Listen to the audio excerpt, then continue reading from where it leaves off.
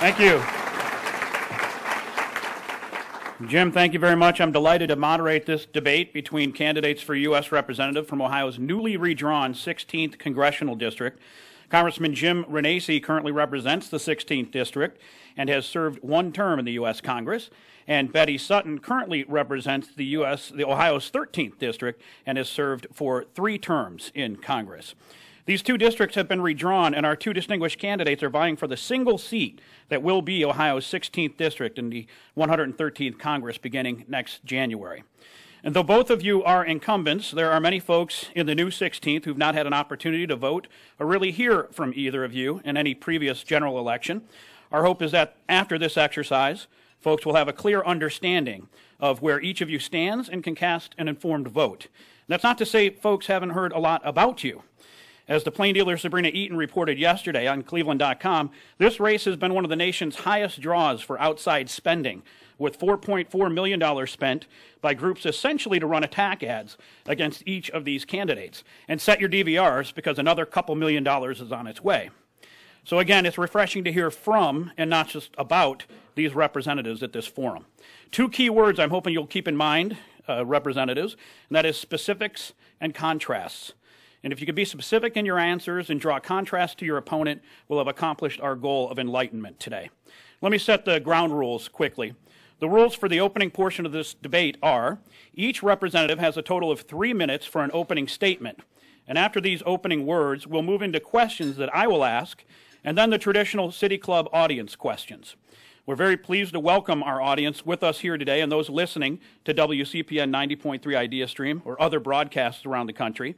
And I know many of you in the audience support one or the other of these candidates. We appreciate your giving everyone a chance to be heard. But just this once, it's your chance to be heard. You can show your support now for your candidates.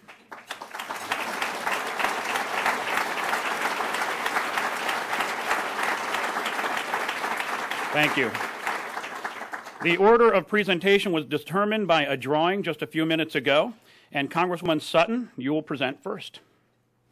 Thank you so much. Thank you to the City Club of Cleveland for hosting this debate, and to our moderator, Mike McIntyre, and to our audience for participating in this important process. I want to start off by introducing myself. I grew up right here in Northeast Ohio. I'm the youngest of 6. My dad worked at the Boilermaker factory, and my mom worked at the local public library. And I grew up watching what happens when people work hard and they play by the rules. I've seen how great we can be when we invest in Ohio's people and our ingenuity. But far too often, middle-class families, like the middle-class family I grew up in, we've seen the rules changed. They've seen investments and opportunities packed up and shipped off to other countries. They've seen those at the very top get an unfair advantage, sometimes robbing them of an opportunity and a fair chance at the American dream. When big corporate lobbyists have a stranglehold on our government, that's the result we get. Washington has a lot of politicians who like to cozy up to lobbyists. Washington has a lot of politicians who are there to enrich themselves. That's not who I am, and that's not who I will ever be. That's why I introduced a bill to stop lobbyists from giving gifts to members of Congress, and why I have stood up to people on both sides of the aisle when they have violated the public's trust. It's why I worked to pass a bill to cut off insider trading by members of Congress who are using information to enrich themselves. And when I saw our brave troops who were being sent on extended tours of duty beyond their contract terms, I stood up and I fought to make sure that they were being fairly compensated and treated, because they deserve to have someone on their side. And when politicians, some said, let the auto industry go under, taking thousands of Ohio jobs with it, I said, no way, no how, because our workers are the best in the world, and they deserve to have someone on their side. We hear a lot of talk in Washington these days about protecting job creators, and I couldn't agree more. But we disagree about who creates jobs. I believe in simple economics, that jobs are created when demand for products is there, and demand is created by fighting for a vibrant middle class, not just by putting more wealth into the hands of those who are already super wealthy so they can hold on to it. I'm going to keep fighting for the real job creators and for Ohio's middle-class families who are outnumbered in Washington. Special interests have plenty of representation, but you can bet that this daughter of a Boilermaker is going to be there on your side representing you. Thank you.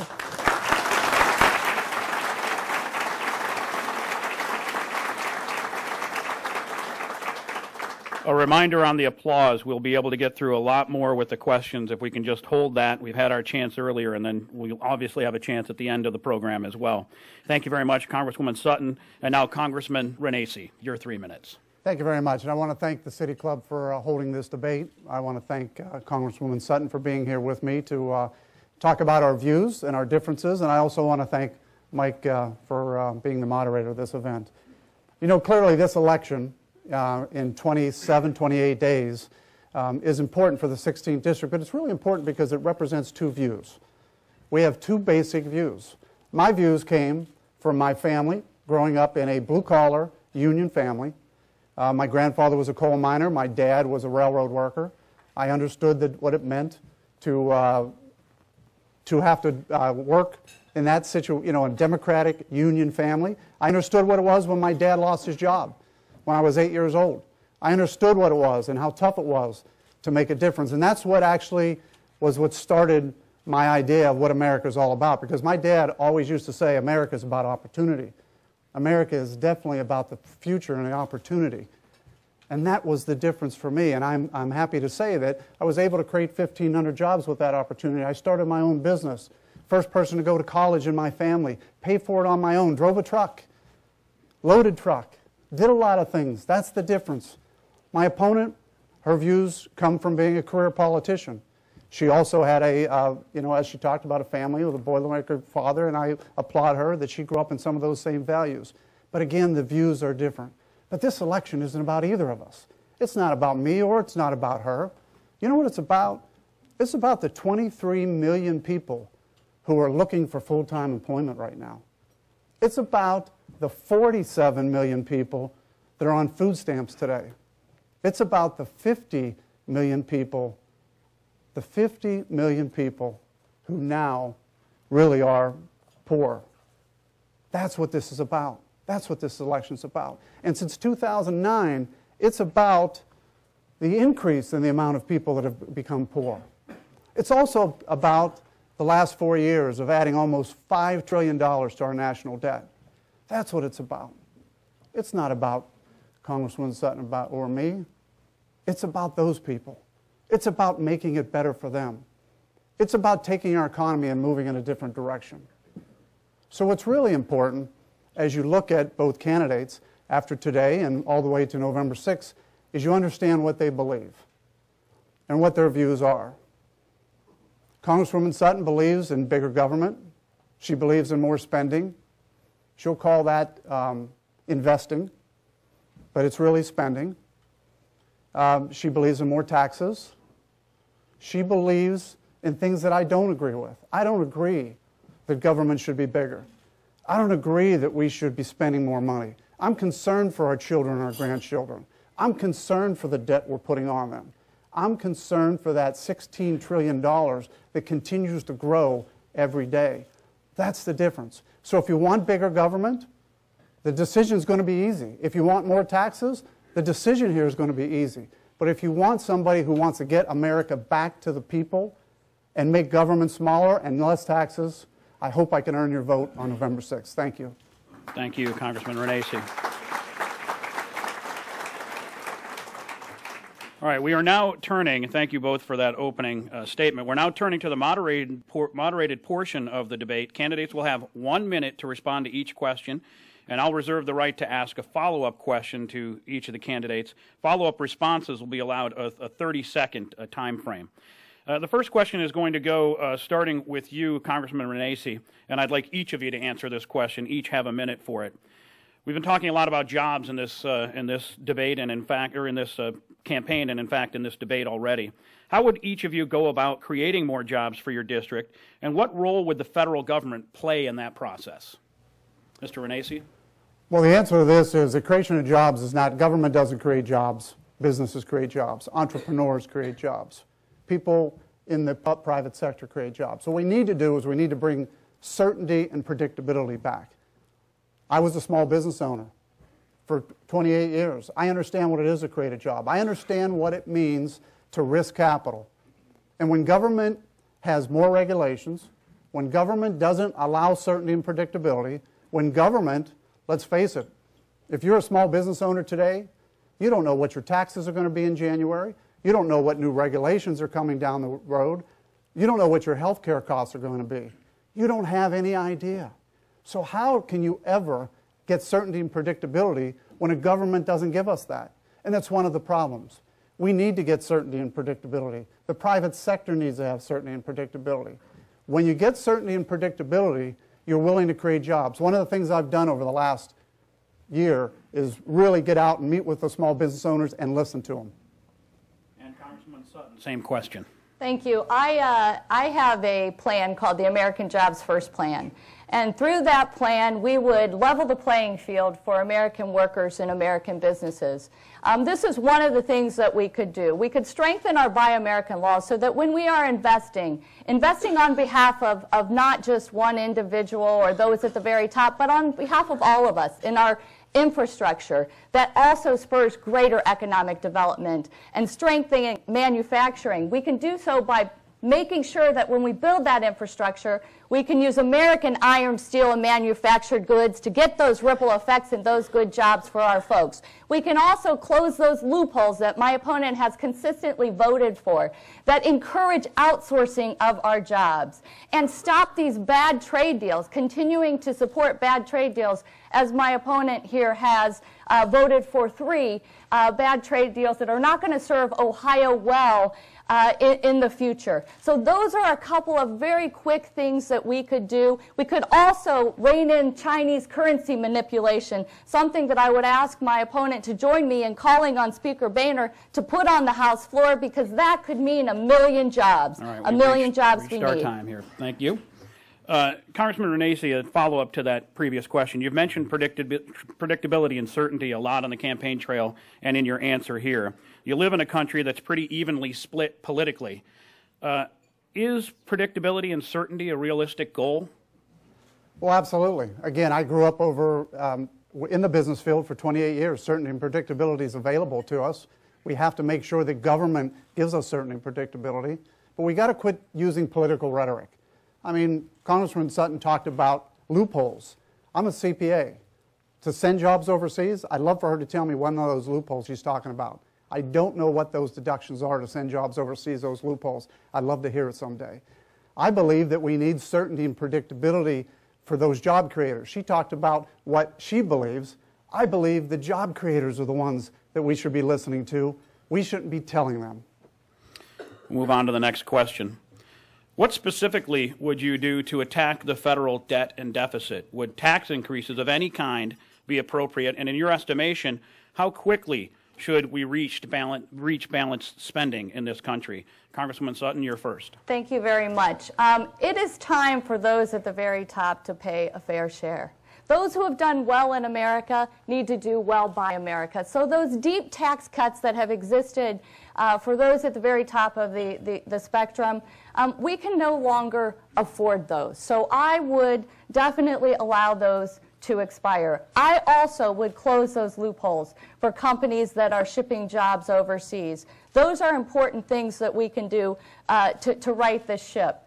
The other thing is, I believe that the job creators, as I said, are the middle class. So we have to look out, and instead of having a budget that hits them and increases their burden, if we make sure that those at the top pay a fair share, invest in smart things like infrastructure and advanced manufacturing, get our people to work, tie the reduction of the deficit. We have a long-term deficit problem, but the way you get rid of it is to put people to work so that revenue keeps coming in. So I would focus on job creation, tie the unemployment numbers to the rate at which we reduce the deficit. Congressman Renacci. Well, again, we need to get the deficit down, and I think the key is to start looking at what we're spending. But raising taxes is not the answer.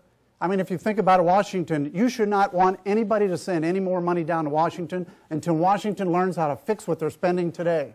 My goodness, if I held up a bucket and had the holes in it that Washington has and all the leaks and all the spending that's going on, you would say, why would anybody want to put more water in that bucket? Let's fix that bucket. That's the difference. Washington doesn't know how to spend the money they're getting already. We need to make sure that we look at every line item, and we need to see we are borrowing 40 cents on the dollar. For everything that we spend, we need to make sure that we look and say, is it worth borrowing money from China to do this? And those are the decisions we should be making. This is a follow-up question. I'll start with you, Mr. Renacci. Part of that question was how quickly should we reach balanced spending? You supported the Ryan budget, which I think takes 25 years to reach that goal. Is that a realistic time frame, or should it be shorter? Well, one thing I am definitely concerned about is making sure that Medicare and Medicaid and Social Security are solvent. And I want to make sure that those 55 and older have no changes in their Medicare system, but that going to those younger, that we make sure it's solvent for them too. So the problem is, we didn't get into this situation in 1 year. We didn't get in 2 years. It's taken a lot of years. And I think what it's going to take is a number of years. Now, the Ryan budget, it takes up to 25 years, but the more jobs we have, the more jobs we're created, the more we vote to increase the amount of jobs, the faster the deficit will go down. And I think we should be able to push from anything from 25 to less, but we better have a goal. Congresswoman Sutton, what about a time frame? As I said, I would tie the reduction in the deficit reduction timeline to drops in unemployment. My opponent says that he's not about raising taxes. Well, he's certainly not about allowing those tax cuts for the super wealthy to expire. But that same budget that protects those tax cuts puts a hard hit on our working families. And it frankly drives up costs for our seniors. It ends Medicare as we know it, turning it into a voucher program. The independent estimates show that it would cost our seniors up to $6,400 on average under that budget. I think that those at the top need to pay a fair share so that all the burden doesn't fall on our working families and our seniors. Thank you. Along the lines of finance and the budget, do each of you support a grand bargain on the budget? And if so, what are your must-haves regarding taxes and spending cuts? Congresswoman Sutton, you can start with that. I think that the grand bargain looks like something that I just described. You know, we hear a lot in Washington that, that Republicans are focused on the deficit. Well, we all agree we have a long-term deficit problem, and we all have to responsibly address it. We also, and I just heard my opponent say that the key to that is getting people back to work. So that's where I would focus. So if I was the person in charge of everything, what I would say is to Democrats, you go out and you come up with a full employment plan. And Republicans, you focus on how we reduce this deficit. And frankly, it doesn't have to be Democrats and Republicans, because as I say, we have these mutual interests. We could sit down together and take that approach. Let's get a full employment plan, tie the reductions in unemployment to the reductions to the deficit and how we're going to get there. Building consensus to an end. It's a great thing. I've seen success in doing it, in putting people to work through the CARS Act and in manufacturing, and I know that we could do it and come up with that right bargain for the American people. Congressman Renacci, your thought on a grand bargain. Well, I am a believer in a grand bargain, and I think we do need to work together. The only problem is I think we need to work together and make sure that whatever we do, it's all about jobs. It's about those 23 million people that are unemployed looking for work. It's about the 47 million people that are on food stamps. We need to make sure we start looking toward jobs, jobs, jobs. At the same time, why would you tax? Why would you increase taxes on people that create jobs? You know, one thing my opponent and I definitely agree on. We should never raise taxes on anyone during a recession. She voted for that in 2010. She agreed. She voted not to increase the taxes on anyone and to extend the tax rates. She did the right thing because back then, the growth of our country was not even, our growth is even less today. So I do agree with her on that. We should be voting to make sure we don't raise taxes on anyone in the time of a recession.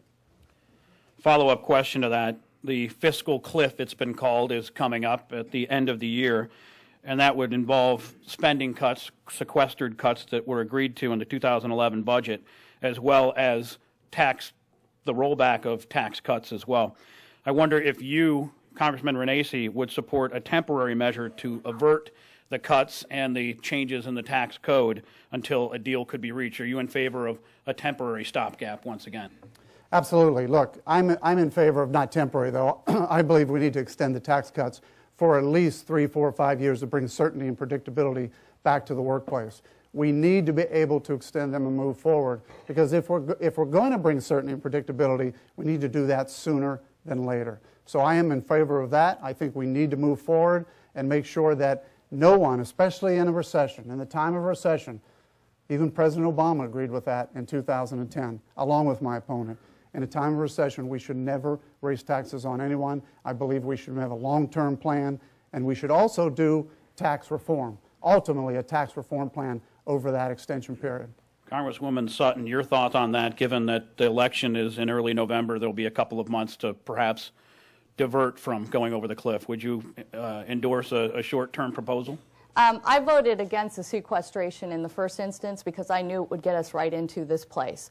I think it's really important that I set the record straight. My opponent talks about why I voted for the extension of the tax cuts for the super wealthy, and I'll tell you why. Because the controlling bloc in the House of Representatives that my opponent is a part of held it hostage. And you know what they did? They held the middle-class tax cuts hostage to those tax cuts for the super wealthy. I think they should have expired then, and by the way, they've been in effect, so where are the jobs? Where are the jobs from the job creators? Let's put more money into the hands of the middle class, which the budget, the Ryan budget that you supported, does not do. It actually takes away important deductions like the home interest or the home mortgage interest deduction and the earned income tax credit. So I think it's all about helping the job creators, but it's the middle class that is the engine of job creation.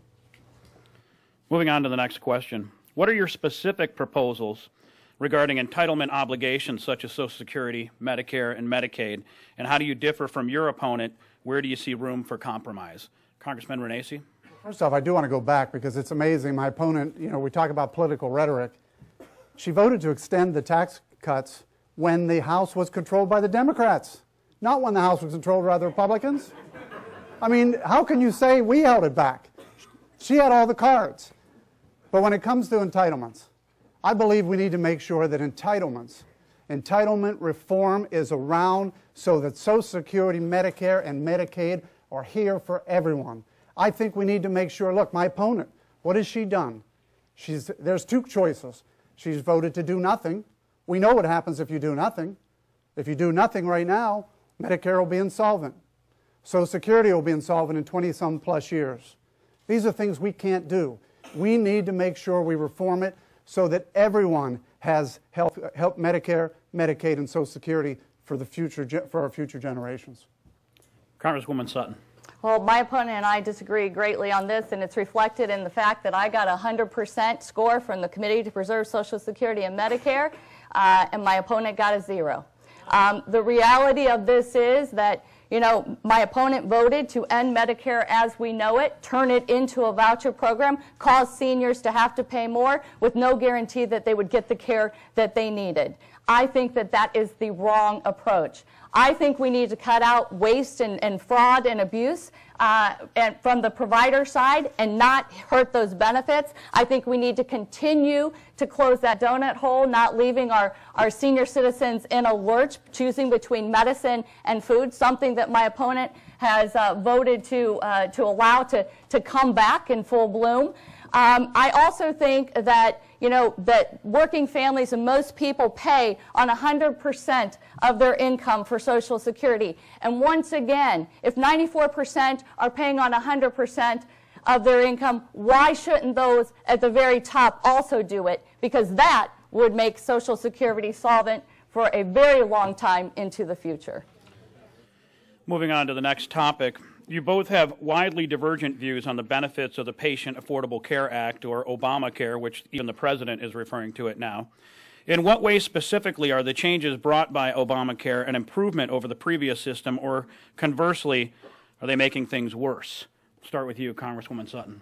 I think it was very important that we pushed back on the abuses by the insurance industry, the discrimination against people based on pre-existing conditions, the arbitrary lifetime caps that were keeping people who are facing disease or sickness from getting the care that they need because of those annual and lifetime caps. I also think it's important that now students can stay on their parents' insurance coverage until the age of 26, and that we close that donut hole that was hurting our seniors and making them make untenable choices that we are too great of a country for them to have to make.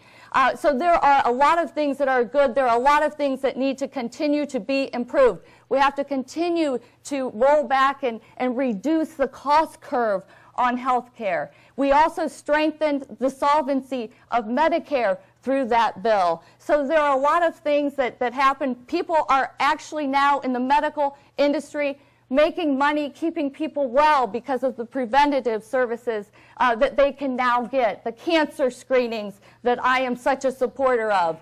So those are some of the things that are good about the bill, and that's certainly why I supported it. Congressman Renacci, you ran on a viewpoint of repealing Obamacare. So let's hear your viewpoint on that. Sure.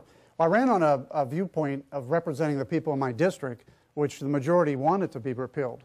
But the other thing that's very important about it, it did nothing, absolutely nothing to bring costs down. We know that for a fact. The president said that costs would come down by $2,000 per year. They've gone up by $2,000 per year. Now, there were some good things in the bill, pre-existing conditions. I agree with some of those things. But we could have done that in 4 or 5 pages. We don't need to throw a 2,400-page bill on the table and say we need to pass it to know what's in it. And then look at what is in it year after year after year. Two things that are in it for sure. $718 billion was taken out of Medicare. If you talk about changing Medicare as we know it forever, $718 billion was taken out of Medicare to help pay for Obamacare. That's a fact. And the other thing is, we have a 15-member board, unelected officials that will make health care decisions in the future. Those are the 2 things that have changed Medicare forever that have been part of Obamacare. Follow up to that, you've said $718 billion is taken out of Medicare, and that's a fact. Fact-checking organizations would disagree with you on that, and would also say that in Paul Ryan's budget plan, there's a very similar accounting measure. What's your thought on that? Why do you call it a cut from Medicare? Well, it is a cut. If you're going to take $718 billion out of the system, if you call Medicaid a system, again, I'm a CPA. If you take $718 billion out, it's a cut. Now, let's face it, Paul Ryan had to develop a budget based on those cuts. Those cuts are law. So his budget now has taken those out. There's no doubt about that. His budget has taken those out because it was a cut in the law already. But we can dice it, slice it, spin it any way you want. $718 billion was taken out of the system. My opponent will say, it was taken from insurance companies. It was taken from Medicare Advantage. It was taken from Medicare. Congresswoman Sutton, you have 30 seconds on that as well. I appreciate the question, and let's just be very, very, very clear. My opponent says he wanted to stop the discrimination based on pre-existing conditions, but he has voted repeatedly to have it reinstated. He is a member of the majority party of the House of Representatives. He can offer up different things. It's part of our responsibility to make things work, and sometimes that means moving your own people in the House of Representatives. You know, if anyone in this room, and I appreciate the problem, and I think we have to continue to work on bringing down health care costs, but if there's anyone here listening who thinks that health care costs were not going up before we passed a health care bill, I would be very, very surprised. I recently stood at an opening of a wellness center where it has affected the way of doing business, because the folks who built that wellness center actually said, before the health care bill, I had to make money treating people who were sick. But now I can make money by keeping people well. I think that's the right way to turn. I'm going to ask a final question before I ask Jim Foster to come back up with some important announcements, and then we'll move into the audience question portion of our debate today. The final question is about the districts, the district in which you're running. The redrawing of Ohio's congressional districts by legislative Republicans has been called obscene by many political observers who see clear evidence of gerrymandering.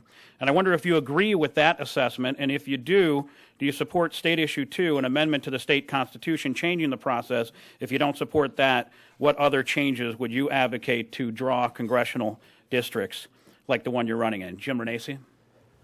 Well, first off, I believe the congressional districts, I'm not happy with the way they were drawn, but you know who we turn around and should chastise for? Those that did it.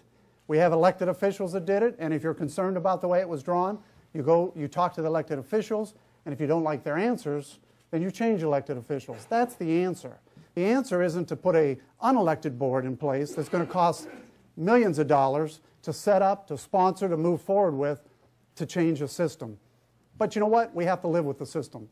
We have to live, and I guess 10 years ago it was an issue. What we need to do is get out and meet people. I think if my opponent would spend more time, out there talking to businesses, she'd find out that healthcare costs have gone up. I've had over 100 meetings with businesses, not only in the old district, but in the new district, because I think that's important. We're representing them. Talk to them and find out exactly what healthcare costs are. That's the key. Congresswoman Sutton. Thank you. I support Issue 2. And it's interesting to hear my opponent say these things here today, because my opponent wasn't chastising the folks who were drawing the districts in his favor. He was communicating with them, finding out how much of my district would actually be included in his district to make sure that that advantage was still there. There's a report that shows this. I didn't see the chastising when the Speaker of the House, in a matter of minutes, turned around on behalf of my opponent to make sure that a big contributor was looped in, the only place in Canton, Ohio, that was looped into the 16th district, a big contributor for my opponent. So it is interesting to hear this. You know what? People deserve better. They deserve districts where they know their representatives, who they are, and what they're about, and they deserve better than the charade that was just offered up in that answer. All right, given that answer, I'm going to ask you, Mr. Renacci, to respond in 30 seconds. A follow-up question would be to respond to that. Sure. Well, it's amazing. You heard on the debates about facts. My opponent may own her house, but she definitely doesn't own the facts. There is no fact that will ever show that Jim Renacci was involved with redistricting. If Jim Renacci was involved with redistricting, I guarantee you the redistricting would not have been the way they were. I was the first one that was shocked when I found out the way the districts are. So it's very difficult for my opponent to say something like that. I'd love to hear her facts on that. I'm sure she doesn't have it because it's factless. Thank you very much. That'll conclude this portion of our debate. And here is Jim Foster from the City Club with some very important announcements. There'll be brief announcements. Thank you. In a minute, we will have the traditional City Club audience question and answer period. To the audience, thank you in advance for your cooperation by making your questions, stating them as briefly and clearly as possible. We would like to thank our many generous supporters who have purchased tables today. Please refer to your program. There's a list of the table holders. Thank you very much. Today is the annual Peter DeLeon Endowed Forum on Local Politics. Peter was a long-time and much beloved City Club member. He was a member of the City Club for more than 50 years. Joining us at the head table today is Paulette Novak, daughter of Peter DeLeon. Paulette? Thank you. And now with these truncated announcements, I'll turn the podium back over to Mike and the audience for questions directly from the audience. They'll be moderated by Mike. Let's have the first question, please. Before we do take that question, I do want to make the admonition that we would really love this to be in the form of a question. And I know that many of us here would have come to support your candidate and might have some comments to make as well, but I implore you to ask a question. We're not going to be having any attacks or really any speeches here from the audience, but we would love to hear from you, full house. And let's go ahead and have our first question. Good afternoon, and thank you both for coming. I would ask both of you to comment on this place. I am the owner of a small manufacturing company with 62 employees, and I've been excluded from all the small business deals that take place. I would like to understand how both of you feel regarding the escalating regulations that were bad enough under the prior administration, but are frankly staggering under this current administration with some of the things that have been passed over the last 4 years. Thank you, sir. And as a reminder, each of the candidates will have 1 minute to deliver an answer to the question that was asked of both of them. Congressman Renacci, you can begin. Sure. Well, again, I always say it's all about certainty and predictability, and you heard me early on talk about we have to make sure tax rates, that small businesses understand what their tax rates are. We also have to let small businesses understand what their regulations are. The problem is regulations are growing and growing and growing, and we don't replace the old ones. The old ones stay there, and we just add more and more and more on. You know, we had a bill in the House that my opponent did not go along with and pass, but we did get it out of the House. It's sitting there, has not been touched by the Senate yet, which basically says, such common sense, it just says, if unemployment doesn't drop below 6%, we should not add another regulation. Isn't that a common sense idea? Do not add another regulation until we get unemployment below 6%. If we look at things like that, it's common sense ideas, we can take advantage of making sure small business owners like yourself understand what it is. And then we have to be able to look at all regulations and make sure we had another bill that basically said if it exceeds $100 million of economic growth, they have to come and explain to Congress. We're part of the oversight. We should actually be able to hear why they're doing some of these regulations. Congresswoman Sutton. Thank you, and thank you for the question. I would love to talk to you after this, because we only have a little bit of time here, to hear more about what your situation is. Certainly, small businesses are an important part of our economic recovery, and we have to make sure that we have regulations that are effective and smart, but not overly burdensome. I think that the approach that my opponent just pointed out with that legislation that passed the House is a good example of the differences between us. I think that it is irresponsible to say that we should just not pass any regulations, no matter what they are, without having to look carefully at what they are. For example, a good example of why is this. We are all aware of the danger that we face with the invasive species, the Asian carp, that right now we are racing against the clock to keep out of our Great Lakes. And you know why it's important to do that? Not only because of, it's an environmental asset that we have, but it's an economic engine. There are a lot of jobs that would be at risk if we were to just sit on our hands because we passed some arbitrary, overreaching bill that says no regulations without thought. Everything just stops. That's not responsible. So I think smart regulations, effective regulations, get rid of ones that don't work and we don't need. But you can't just have this simplistic approach that says get rid of them all. We have to do our job and look carefully. Next question, please. I have a question about veterans, military families, and soldiers. Can you, and this is for both candidates, can you say very specifically what you have voted for or against while you have been in office that affects military families, veterans, or soldiers? Let me start with Congresswoman Sutton and switch up the order a little bit here. Thank you. There are a number of things, and frankly, there are not enough things that we could do to help our veterans and call it a day, because their service is amazing and what has made this country all that it is. I've been proud to support the GI Bill. I've been proud to, in my first year, stand up and make sure that the VA was finally fully funded. I've been proud to work to pass the stop-loss protections, a bill that I introduced that made sure that our troops who are being sent on repeated and extended tours of duty would get fair compensation. I have been proud to fight for VA benefits and making sure that clinics stayed open in our neighborhoods, working with some of the men right here in this room who have proudly served us.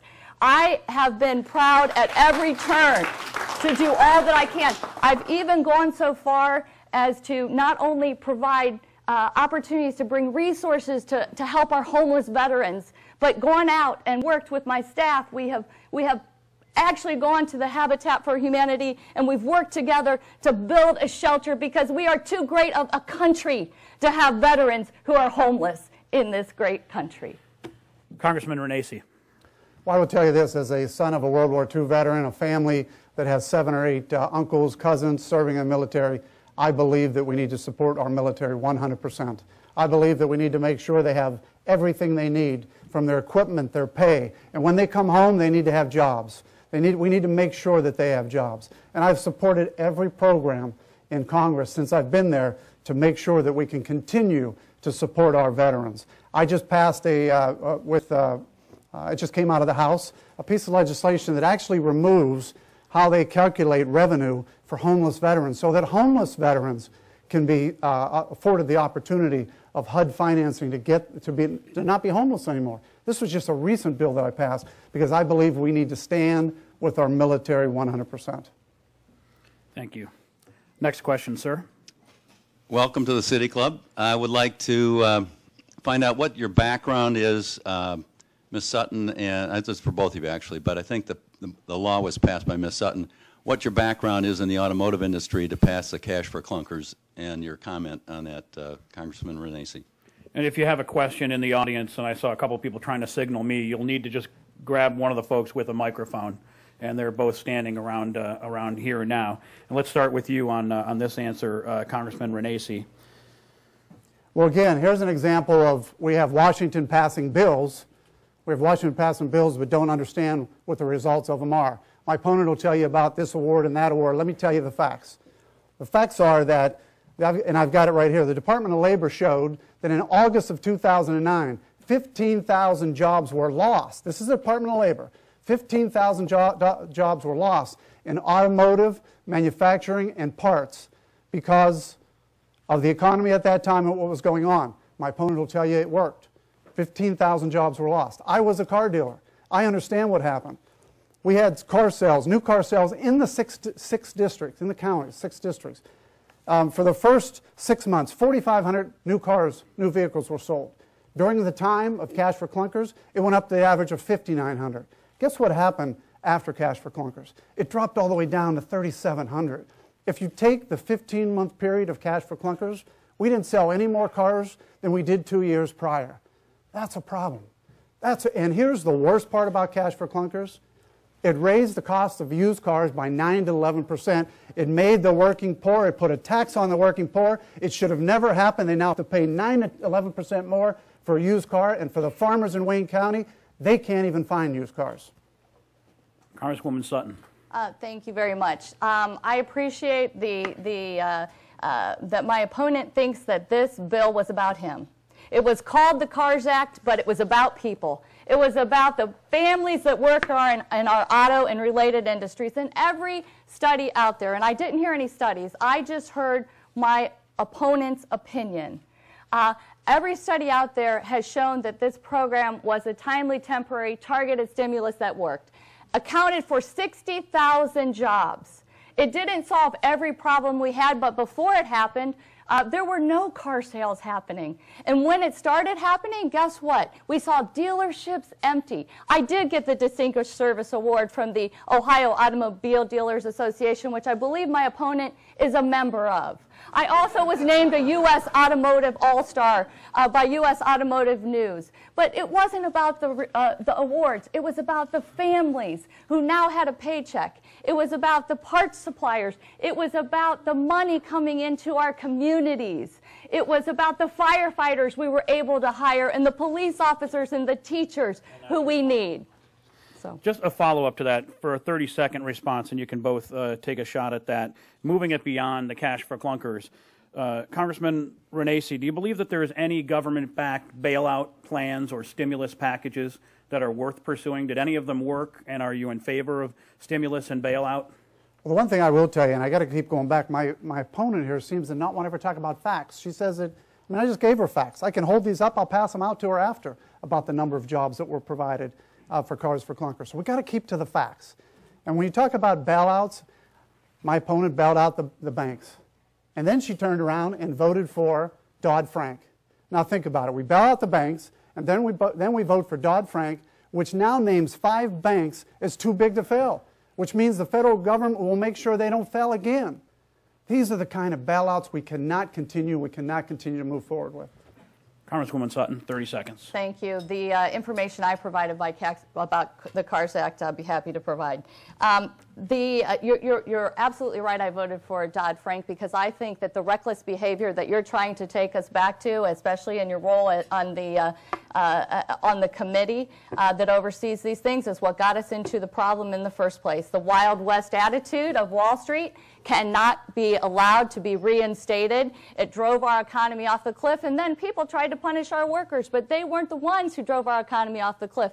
Neither were our senior citizens, and yet that's where the budget goes to recoup. It's time for us to have responsible regulation that makes sense. For that answer. Thank you very much. Final question, and I'll be asking that question. As we mentioned earlier, you each have 3 minutes to both answer the question and make your closing remarks. Mr. Renacci, you talk a lot about a bipartisan group you're a member of, 16 Congress members, 8 Republicans, 8 Democrats. And Betty Sutton, you talk a lot about reaching across the aisle on legislation such as cash for clunkers. Surely no single party can have all the good ideas. I wondered what you've heard from your colleagues on the other side of the aisle that makes sense. And what are you doing specifically to bring governance instead of gridlock to the nation's capital? And I think we flipped ahead of time, and the first response, final response, will go to Congresswoman Sutton. Thank you very much for the question. And I think building those relationships is important. But I also think it's not just about who you sit down with, it's about who you stand up for. This race is not just about who's going to be the representative from the 16th District. It's about who's going to be represented in the 16th District. My whole life has been about standing up for the middle class and those who aspire to it. I've stood up to special interests and politicians who have violated the public trust, whether they're Democrats or they're Republicans. I have stood up to protect Medicare and Social Security, earning that endorsement of the Committee to Preserve Social Security and Medicare. I've stood up for our troops and our veterans, and I've reached across the aisle to pass legislation, not just the CARS Act, but the stop-loss protections and other things as well. Because I know that people deserve a government not on their back, but definitely deserve a government on their side. And that's what I will always fight to give them. It's who I am and it's what I'm about. I think if you work hard in this country, you should be able to make it. I recently got an email from a woman who lives in Copley, a single mom, 2 kids, her oldest daughter at the University of Cincinnati, her youngest at Copley High School. She talked about how she goes crazy when she sees the commercials that say that things aren't getting better in her life because in 2005, her husband left her. Hadn't paid any child support until recently. She was making $8,000 a year. She tried to get a Pell Grant, but the funding wasn't there then. She wanted to make things better for her family, but it wasn't there, and she had a pre-existing condition, Crohn's disease, that was in remission, but still caused a lot of health care bills because she needed checkups, and insurance companies were discriminating against her. They were devastating her family. She wrote to me to tell me that her family is better off now than they were. Her oldest daughter graduated from Copley High School, off to college. The Pell Grant funding that we expanded made a difference in her life. She works now at a clinic assisting MS patients with their daily needs and their chores, and she says, I love my job. I've been able to afford new school shoes and supplies for my youngest daughter, and she's going to travel to Florida with the marching band, and I've been able to make the payments because I got a better job. And she no longer has to ask her in-laws for handouts. And she is also happy to report that she got federal aid and is now going to college, making her dream of an education come true because she's going to be a social worker. And so she just wanted to tell us that her family is better off. She's doing everything right. She's playing by the rules. And I think that she deserves someone on her side. And I think middle-class families throughout the 16th District deserve someone who's going to be there in Washington looking out for them, because the special interest and self-serving politicians have enough people looking out for them. I thank you.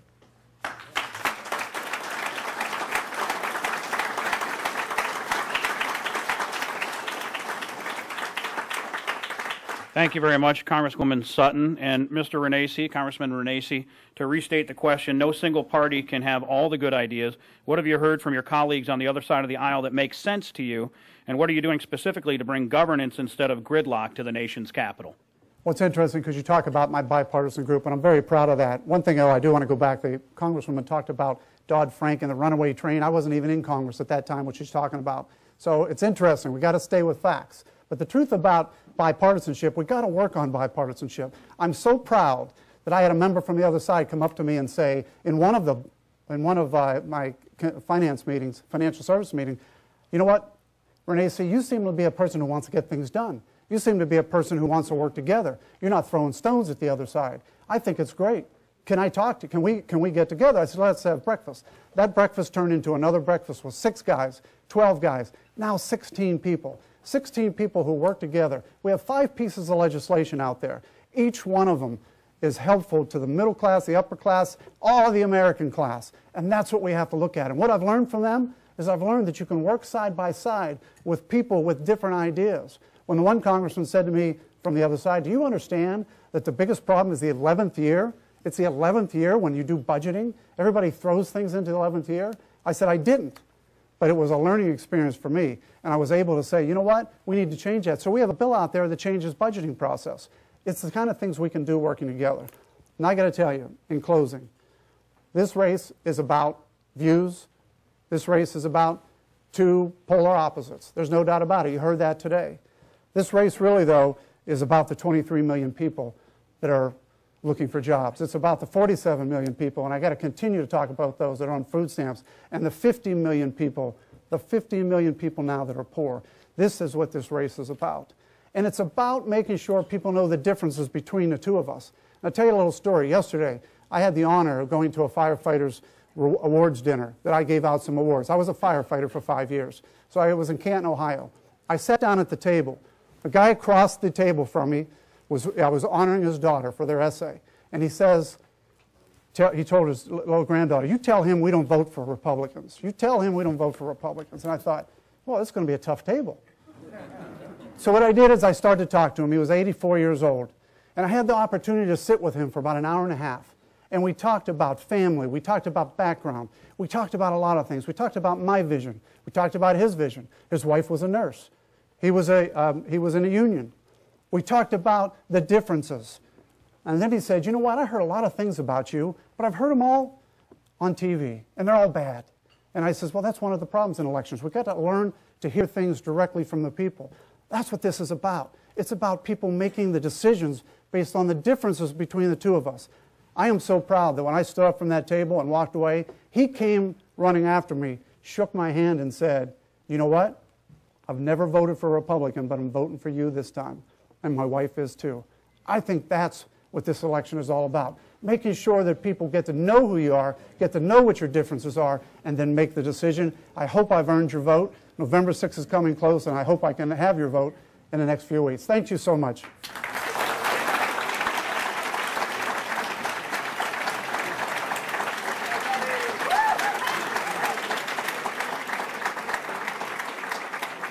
I want to say thank you to both of our candidates. I think I join everybody in the room based on that applause. Thank you to both of you for a really enlightening discussion. This is exactly what the City Club is meant to be, a citadel of free speech. I appreciate the enlightened discussion. And here's a shameless self-promotion. If you're still interested in more information on what both of these candidates have to say, there'll be guests on my program, The Sound of Ideas, on 90.3 on Monday, the 15th of October, 9 o'clock in the morning on 90.3. You can listen on WCPN.org as well and get more of your questions answered. And now, Jim Foster from the City Club. Today at the City Club, we've been listening to a City Club debate between Congressman Jim Renacci and Congresswoman Betty Sutton, the 2 candidates vying to represent Ohio's 16th District. Thank you to IdeaStream for their broadcast support. Thank you, Mike McIntyre, for moderating. Thank you, audience, for your questions and support. This forum is now adjourned.